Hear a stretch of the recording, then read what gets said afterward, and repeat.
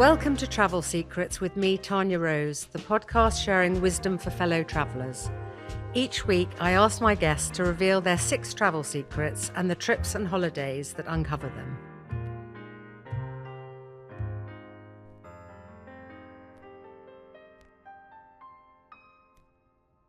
Today, my guest is my dynamic, charismatic, lively and inspiring friend, Trinny Woodall. And I am a totally self-confessed Trinny triber who follows her every move on a daily basis. I've even been seen running up the road after a Closet Confessions outfit of the day or a Friday twinning into Zara and M&M. Trinny is an entrepreneur, TV presenter, and most recently author and podcaster of Fearless. She rose to fame with her partner Susanna Constantine, most notably What Not to Wear, helping thousands of women learn how to dress for their bodies. In 2017, Trinny launched Trinny London, a makeup brand known for its unique concept of portable stacks and founded on a belief that makeup should be easy to use. All of the stacks from my cupboard are behind me. Trinny and I met through our wonderful late friend John Barrett, who I still miss every day. Throughout her life, Trinny has travelled far and wide for work and pleasure, and I know she will have endless tips, stories, and most importantly, secrets for us. Trinny, my darling, welcome. You've got such a good podcast voice. Oh, that's so nice to hear, because Really I don't I'm think just I do. listening to you and thinking, first of all, you're so eloquent and you form every word. Some people eat their words. It was really lovely listening to that. Oh, thank you. Very Well, I nice hope of it's a you. gentle listen in the background for people when it launches. Perhaps before we get into your travel secrets, you could just tell me how travel has been important to you or moulded who you are. It's been a huge part of my life because from quite a young age, my family didn't live in England. So I was always traveling. And some of my earliest memories are not the best memories, but they're strong memories. So when I was quite small, my sister and I went to boarding school and I was really young. And I remember being on a plane with my sister and we were sitting in that front seat. Not that we were in any posh class. I think it was just, I don't know, we were just sitting in the front seat. But I so didn't want to go back to school. I was probably about 7, that I got up and I tried to open the emergency thing. Yeah, and the stewardess, we were still on the runway and she was just horrified. They stopped the plane and I was screaming saying, I want to get off the plane. And they had to have this sort of guarantee from my sister that I wouldn't do it again. I think they put me in a seat that wasn't right in the front. Right at the back of the plane. Very right at the back of the plane. And so it's a very, very strong memory for me. You know, from a really young age, we had a map of the world in a house in Germany. And I remember I would always put arrows, you know, pins in where I'd been. Oh, amazing. Yeah. I've always loved travel. And if we wind the movie forward 50 years, my daughter and I found this app where you can fill in what percentage of the world you've traveled to. Yeah, I've seen that. It's a really good, and I think I'd traveled to 47% of the world or something. Have you? And also, hadn't Lila gone to sort of 18 countries or something before she was 1? Lila took 26 planes in the first year of her life. And she loves travelling too. She loves traveling so much. So you said before, again, going into the secrets, that you came to boarding school here. So you didn't actually grow up in England? I did when I was very young. My parents lived here. But when I was about 6, I got sick. So I went to a horrible school when I was about 6.5 to about 8 or 9. And then I went to live in France. My parents had somewhere in France, but we went to live in a place called Le Touquet because I wasn't very well and the doctor thought I should have sea air. So we went to live in Le Touquet, and my father also had moved out of England in the 70s. We'd had a house always in Cap Ferrat, but we then moved to Germany about a year and a half after that, and I lived there for 8 years. But I was at school in England by this stage, so I was always going between. And then I moved back to England when I was 16. So it was a little mixed change of schools, change of countries, change of locations, always feeling slightly misplaced and out of place because all the girls at school lived in England, but I lived in Germany. And when I was in Germany, all those people had different holidays from me, so I didn't make... So I found it quite challenging to make friends when I was younger because I didn't feel I could follow in up. one place. How interesting. Yeah. Thank you to Antler for collaborating with us on the launch of Travel Secrets. Antler is the British travel brand for those who travel often since 1914. With over 100 years of travel expertise, Antler is renowned for designing and manufacturing quality luggage. Each suitcase embodies pioneering British design, combining innovation, function, and durability with a lifetime warranty. Explore Antler's latest collection at antler.co.uk. Let's do travel secret number one. Yes. So what is the number one destination that you think everyone should go to once in their lifetime? Oh, this is so difficult. I think everyone should go to New York, and it's an obvious one, and it's an easy one to get to, and there's lots of different flights to get there. But as a city, even though it's gone through many changes post-COVID, it's still a city that when I land, I never have jet lag. It's so alive, and I feel that sort of pulsating sense of a city, and it's always awake. Yeah. So it has this energy. And when I go there, I'm always working quite hard and I'm doing back-to-back things. But I feel that energy. It propels me. It keeps me going. You know, I just don't feel jet lag. So that must be something to do with the city. Now, I lived there a little bit, not happily, many years ago. But if that was to be an obvious one, I'd say that. But I actually think that's an amazing thing to say because it is easy to get to, actually, and you can go for a weekend. Mm-hmm.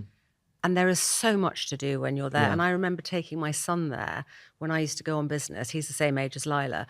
And we would always stay opposite the zoo. And we would always go to the zoo. And that sounds a really weird thing to do in the middle of New Bronx York. Zoo. But the zoo is fantastic. You know, the little Central Park penguins, Zoo, you Central mean. Park Zoo. Central Park Zoo, Lila's first zoo. She loved that zoo so much. It's just an amazing thing right in the centre. And then obviously there's all the restaurants and whenever I stay in a hotel, I actually go out for breakfast, and there's a little tiny place, and I think you go there as well. It's called Beyond. Yeah, it's opposite where Barney's used to be. Exactly, and you know, I have eggs there, and it's just tiny place, but it's just so wonderful. And there are so many amazing places you can go to in New York without doing the touristy thing. In fact, somebody gave me a brilliant secret years ago, which is instead of going up the Empire State Building, which you have to queue for hours, if it's your first time to go to New York, you should go up to the top of the rock, which you don't have to queue. And if you go at sunset, you have as good a view as the Empire State Building, and it's just amazing. And I work sometimes in that building because it's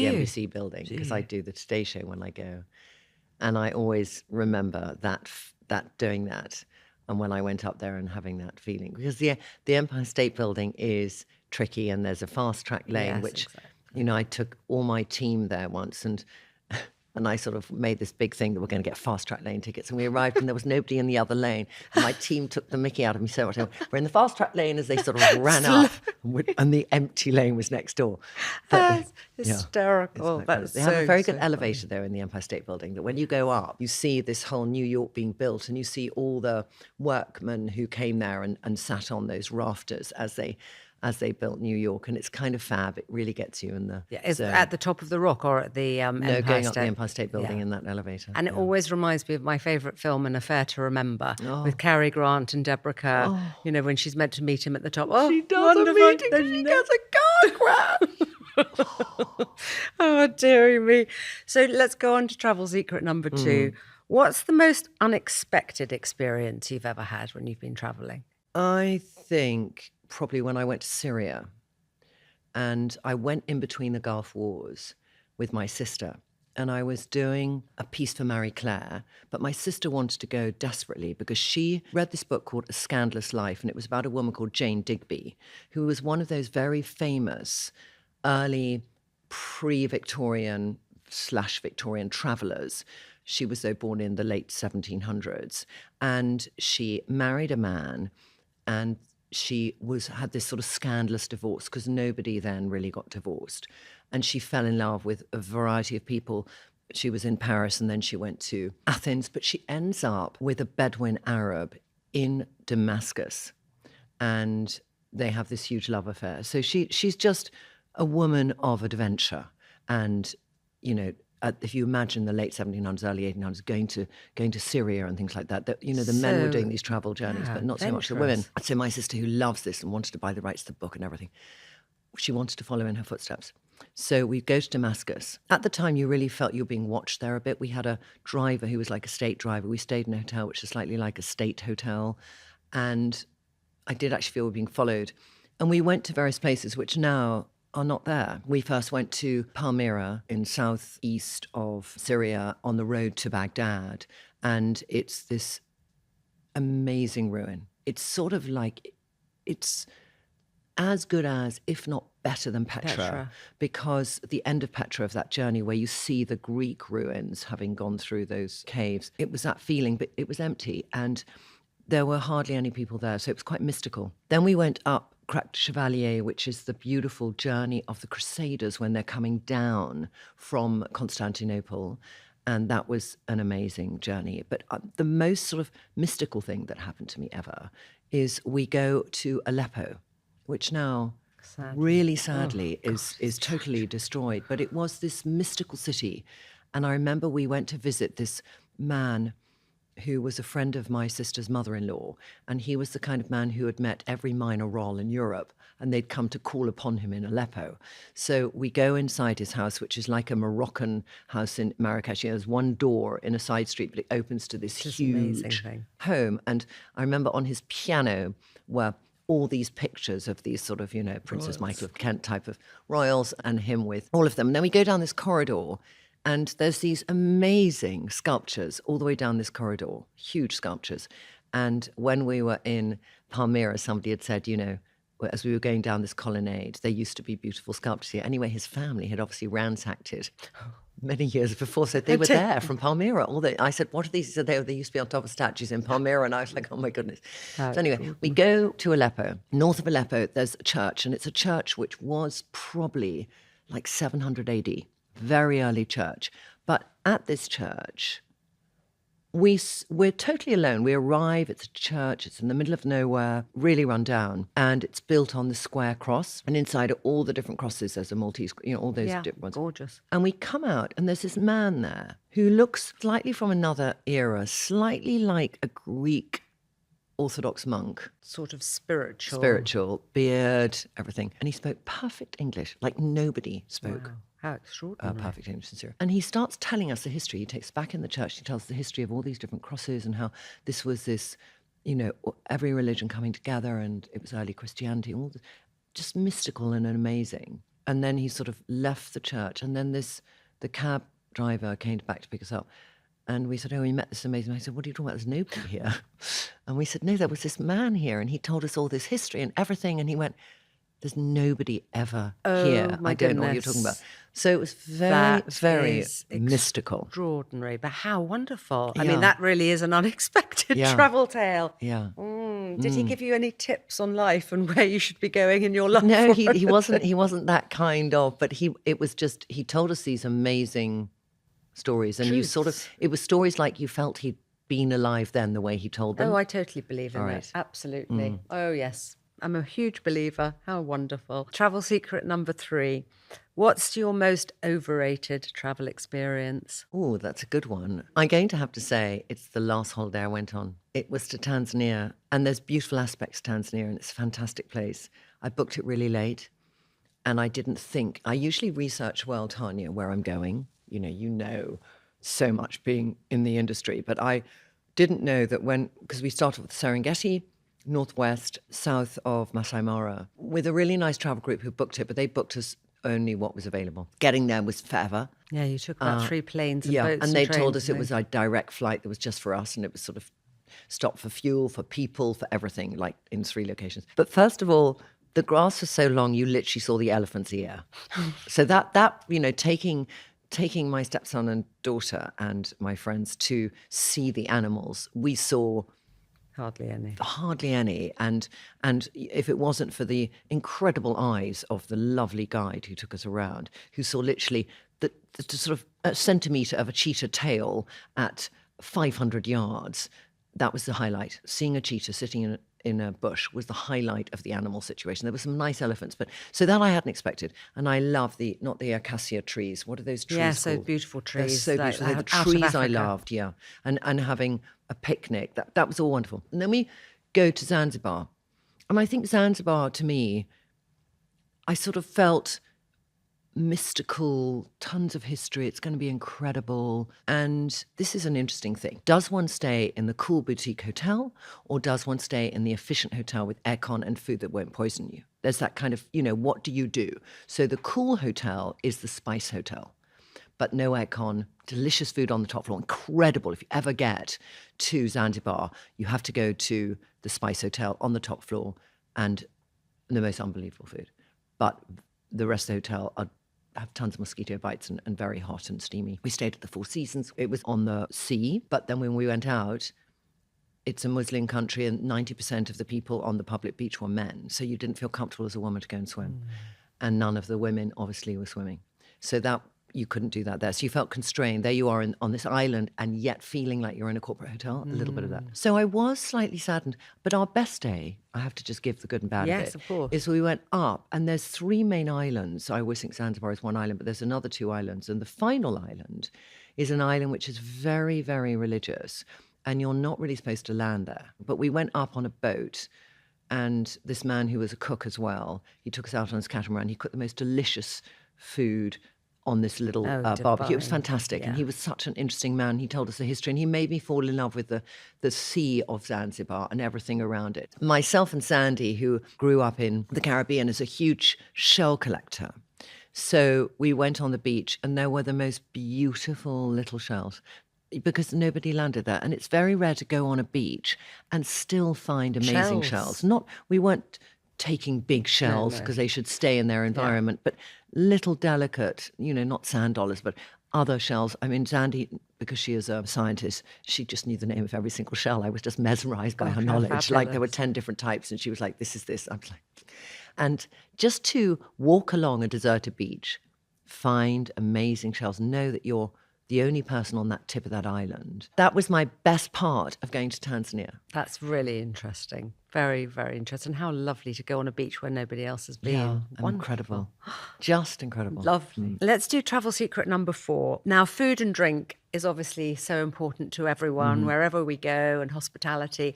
So what is the best meal you've ever had, or the best restaurant, or the best table? Or I mean, I've got so many. In Delhi, there's 5 big concrete hotels, and it's not the Imperial. There's another one, and you go there to eat, and you have to queue forever. And I had to do that thing of going up saying my reservation at 7:00 under Woodall, and they go, what reservation? I go, what do you mean, what reservation? You have to do that sort of fake the reservation kind of reservation. So I was doing that, and I can't believe the Imperial. That's terrible of them. They booked it for me. Do you have the email? I don't have the email conversation, the concierge. I asked them at the last minute. Anyway, they gave us a table, and you have to have these bibs on, because there's so much food you're going to eat with your hands, but it's delicious. And my stepson, who I take on lots of trips, loves food so much. He actually works in food now. But what happened is he gorges, and then he just can't move. And luckily you're sitting in comforting. So that's a great meal. I'd have to say, in Tanzania, in the spice market, on the top, listening to the call to prayer, eating this fresh, I hate raw fish. I don't eat any sushi. And yet the majority of this meal somehow managed to be raw fish, and I loved everything. So it was a ceviche, so ceviche that I didn't smell fish. So it was incredible. And also I love sweet and savory, and it really did sweet and savory very well. So that was a very memorable meal for me. When you go somewhere, are you intrepid and eat at food stalls on the streets, or do you go to a hotel or a restaurant? I will not do a food stall on a street unless I'm somewhere like Japan. I was scared to go to Japan because everyone says, be careful of the breakfast if you eat locally, because if you're a croissant and cappuccino girl, you'll find it very alien. I didn't understand that sushi is 10% of Japanese food until I went to Japan. I think it was in Kyoto, there's a street market, and they do these deep fried balls of things like an arancini ball, but they're not.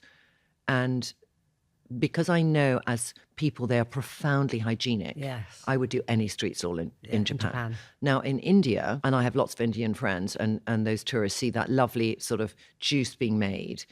And the juice is fine, but the machinery that makes that juice, which is sugarcane juice, is full of this oil, which is very toxic. So not going there. No, and actually you have to be so careful in India. I was, And you can be, really, and when really you're careful. sick, you can be very sick. Very sick. Yeah. Very, very sick. Oh, dearie me. I'm dying to hear your travel secret number 5, because it is what is your best insider travel tip. And you are literally the queen of packing. I am the most disgusting packer. I watch your tutorials all the time. In fact, I'm going to ask you to come over and give me one because I'm so bad. But you are incredible the way you pack, the way you have designed the stacks, all of these things. So I'm sure you've got lots and lots of travel secrets and tips, but I'd love you to just talk a little bit about that because you are the master. I feel that unless it's winter and snow, or unless I'm doing a press trip, which is 2 weeks, I will just do hand luggage. And if you are going on a scheduled airline, which is not internal in America, so if you go on, this is very small, but if you go on BA or EasyJet new planes, if you go on Lufthansa, the Rimowa Cabin Plus is the most incredible suitcase, because most hand luggage suitcase can be 35 to 38 litres of volume inside. The Rimowa Plus is 45. BA's credentials are, I think it's 55 by something by 25 in terms of size of suitcase. So this is 56 by 42 instead of 43 by 25. So it kind of just about, it fits in the overhead. And they let you take it. And they let me take it, but I put a very big bag on top of it. So there's this thing about deceiving the eye. So if you see something which has a handbag, but it's sort of an exclusive handbag, because it's the opposite of an exclusive handbag, it's minimizing its volume, it makes that suitcase look smaller. So my best trip, because everyone on this trip was like, I can't believe you did hand luggage, was somebody's 60th birthday. And we went from London to Vegas. In Vegas, we had dinner that night. The next day, we all get in cars and we go to Utah, and we're in the desert. We go to the Amangiri, which is the most incredible hotel cut into the mountains of Utah. And we go riding. So I have riding kit. We go hiking. I have hiking kit that night. We have a black tie event and a fancy dress events the next night. And then I've also got their present. And then we get on another plane and I go to near Telluride in the mountains of Colorado, go there. It's snowing, all right?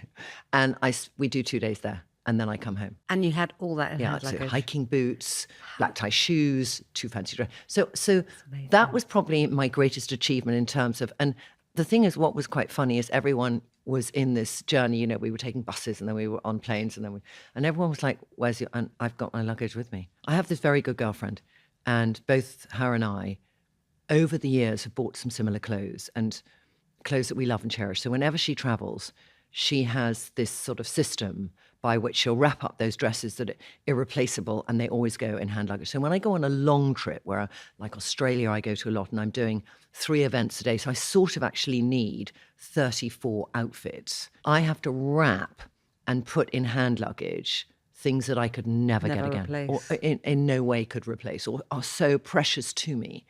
And I'm very aware that I don't put things in a hole that I would think, if it never came back to me, how would I feel? And you're so good at doing your racks and things, so you get everything out, yes. don't I think you? prepping. So whether it's a time, like I'm going to Madrid tomorrow, just for the weekend, and the weather, I always go weather. So I look weather, it's between 7 and 16. And then I look at when it gets to 16, which is actually only the last 3 hours of the day. So I will need a coat, but I'm coming from England, so I travel with my coat. And then I usually do a theme. So my theme on the rail at the moment is navy, white and grey. And then everything interchanges. I'm only there for 2 days, but still I want options. So I've got, a lunches and dinners. So I've got 5 outfits for 2 days, which might seem extreme, but I don't know. I like that variety. And I also think when we travel, we're generally, unless it's for work, we're spending money. I spend the most of my sort of budget I give myself for the year for things that aren't necessary on travel. So I want to enjoy it. I want to wear the things I've saved up to get. I don't want to compromise. I want to not think, God, I wish I'd brought that dress with me. I'd like to wear that tonight. And you don't quite know exactly your mood. So when you go to travel, you don't have the option of turning around your wardrobe and think, I'll change. And I like to have that option. So I always do actually give myself on a weekend, like last weekend, I was in Austria. I saw on your Instagram stories. And I changed. So I had this wonderful beautiful dress I got in the Vampire's Wife sale, and it was velvet, so there was no room for error. But I was in Austria, and Austrian food is so good. And in this house, the food is unbelievable. So we have the dinner, and halfway through dinner, I know I cannot continue in this dress. But luckily I had a backup smart evening outfit with a stretchy waistband. So I rushed up and I rushed down in about 3 minutes. I sat down again. The person on my left was like, did they notice? That's never happened to me before. That's so brilliant. I love it. And I knew he was going to then go and tell that story to other people. But it is important to be able to think, how can I have the joy of choice when I travel? Yeah. So in clothing, I prepare a rail, I put things on, and I feel what mood am I gearing up to if I do weekends. And I made a pact with myself. From last March, I changed where I live. And I thought, actually, once a month I will travel, because travel for me and going to an airport can be work. But there's something that I still love, as much as airport travel can be challenging. I still have an excitement around getting to an airport. And sometimes I can have a frustration and a hellish, oh my God, the queue, the people. And there was a time when Susanna and we'd finished working in England, and we got an offer to do shows around the world because we weren't doing anything else in England. We were not Flavour of the Month anymore. Yeah. So in a year, I would do Norway, Israel, Sweden, Australia, India, Poland. And I would go, if it was somewhere which was less than 6 hours travel, so that would include Israel, for example, I'd leave on a Sunday, come back on a Friday. Yeah. I was at Heathrow for 9 months of the year, every week. Well, it's lovely that you now travel for business, but you can enjoy the pleasure side of it as well. And you're thinking, right, I've got to go and enjoy myself. And Lila's in Madrid, so you go and see her. But you must let me know where you want to go, because there are lots of lovely places around the world that I can send you. On the Travel Secret tippy thing, can you just tell us a little bit about your stacks? Because they are so fantastic. I use them all the time, but they're so useful for when you're traveling. Well, I think the most important thing to remember is that plastic bag. That plastic bag actually is insane that we still have it today, but we do. Like in America, they're very casual about that plastic bag and what goes in. But here we're really strict, and in some countries you're strict, in some countries you're not. So I decant endlessly. And when I was designing Trinny London, I wanted makeup that was fingers only and easier to apply. So it's cream-based, so it's not liquid. So everything is not liquid. So in the stack, I have my foundation, I have my concealer, I have my mattifier, equivalent of powder, eye, lip, cheek, everything. And it's solid. So there are a very few unfortunate people where somebody says, oh, that's makeup. And you might say it's not liquid, but I've never had it removed from me. And so I put it with my solid deodorant and my toothbrush and everything. So I have 2 bags that I take. So one is all my solids and the other is my liquids. And then with skincare, which we had made refillable, I wanted to have stackable skincare for when you travel. So we have these travel skincare. There is one behind you, which is mine. I literally and for go me, everywhere with it. You know, we don't like single-use plastic. So we have each one and they stack. I'm just going to do this for those just listening. But you can refill everything from your main one. And I wanted it to be refillable. And also it's brilliant when you're in a small bathroom where you can't put lots of bottles down because you put everything, it stacks on top of each other. And it's also in the order in which you do it. So if you kind of are forgetful about, I'm going to put the right order for you. So I'm obviously not. No, because you're going to do your BOS cleanser, then tiptoe and then bounce back. But it makes life easy, and I wanted to make life easy. And so, I mean, this is something I love tremendously, is our stackable skincare as well. Yeah. And the fact that you just fill it up. Yeah, you buy it once. Genius, honestly. It's and life-saving. Avocados are crucial for me on an aeroplane, because aeroplane food, I'll always somehow get on the plane and I might have missed lunch. So let's say I'd been filming all day and I didn't have lunch. I'm starving and I really want to eat aeroplane food because I just want to eat something. But it's not great. I always bloat from it. It's always got that smell that comes from the oven, which is a weird smell. And it's just really a smell of chemical and preservatives, because you've got to have such preservatives in airplane food. So avocados are my savior. And I once did this film, which I think been watched about 2 million times, of sitting and taking out my bag, everything that I use on the plane. It was like a Mary Poppins bag. People kept saying, you can't literally have something else in that bag. But, you know, there were the stacks, there was LED masks. Yeah. I have no vanity matrix here. Well, I am vain because I want to use an LED mask, but I will put it on, whatever. It's not just sitting in the privacy of club. I'll be in economy and I'll think I'm going to put on this mask because I just know that I want to protect my skin. So I always put on, I tiptoe and bounce back, and then I put on a silicone mask that I get from Amazon to put over it, or I'll put a dry sheet mask on. But I don't want my skin to be having the hydration sucked out of it. And I'll do an LED mask if it's a long flight. So that's in there too. And then I'll have lavender oil, which I always ask the people around me, are you all right with lavender? Yeah. Do you mind? And then I'll just sort of put it on because I'm not Naomi Campbell, but I'm a germaphobe. So an aeroplane seat can be a challenge. And I was very grateful when there was an excuse of COVID and I could spritz everywhere and everyone didn't look at me like a mad person. But I don't travel with a big bag of wipes like Naomi and cover everything. But I will cover the seat. I just think of lots of people sleeping and maybe sweating a bit. And I just feel I want to cover that seat with as much as I can. And lavender is a natural, sometimes tea tree oil to actually sneak it in.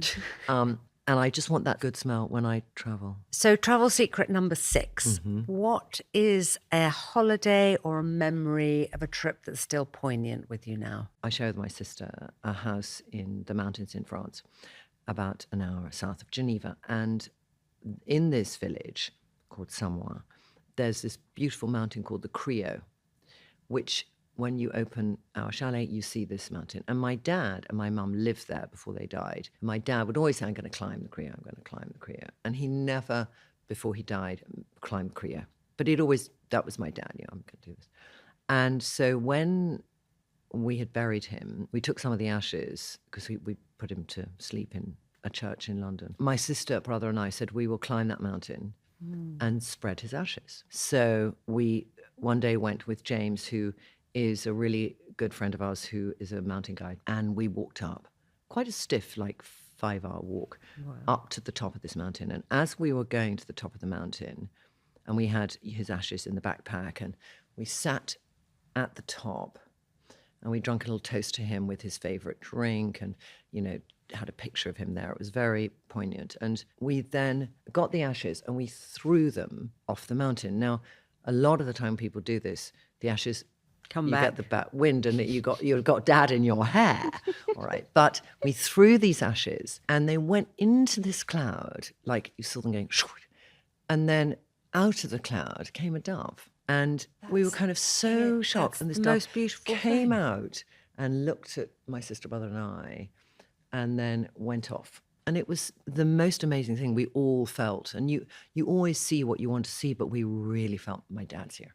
Absolutely. Really a dove, and he'd always wanted to climb that mountain. That's just beautiful. Yeah. That's a wonderful story. Oh, thank you for sharing that with us. So I asked you to bring a photograph which meant something to you and summed up travel, or 2 photographs. So perhaps you can show us the photographs and then talk about the photographs so that we know why they mean so much to you. A picture I do love is when I took Lila to Venice, and she had been christened in Venice. I love Venice, and I'd wanted to get Lila christened, and I couldn't get her christened in London without it being a part of the whole congregation because it's Church of Scotland, and I just wanted to have a private christening. So then I was in Venice and I was arranging my 40th birthday party.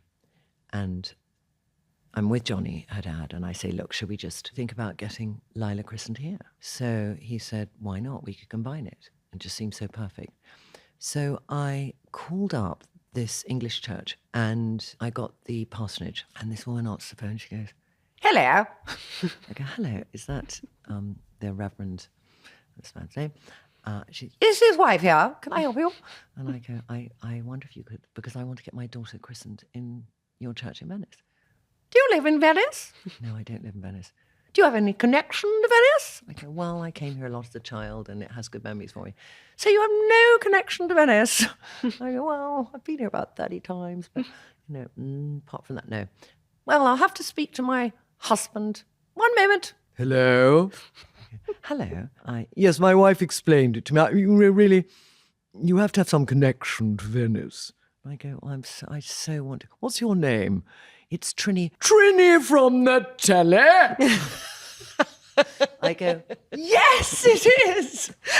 Well, of course I'll christen your daughter. Oh, I was just so relieved. This is the time I was most relieved that you were on telly. This reverend and his wife watch what not to wear. That's so great. So then he goes, where are you staying? I go, at the Gritty. He said, I'll come and see you now. Oh, it's so hysterical. So Johnny and I are waiting on the terrace, and across, where there's a Giudecca, which is that crossing that you can do with a very good thing to know in Venice for €2, you can cross the canal with a gondola. And so he crosses and he comes out of a mist and he looks like, do you remember James St. Justin Stevens? Oh, yes, you remember yes, that yes, actor? yes, This is an actor, if absolutely. you're over 50, you'll Yes. have this, you'll know this reference, but he was sort of in movies from the 50s. Long white beard, long sort of Cossack type of thing, and a cape with a red lining and a cane. Central casting couldn't have done better. Brilliant. And he takes a step off and he's, you know, the most charming, gregarious man, and ends up christening Lila. And we have the most magical christening there. And it was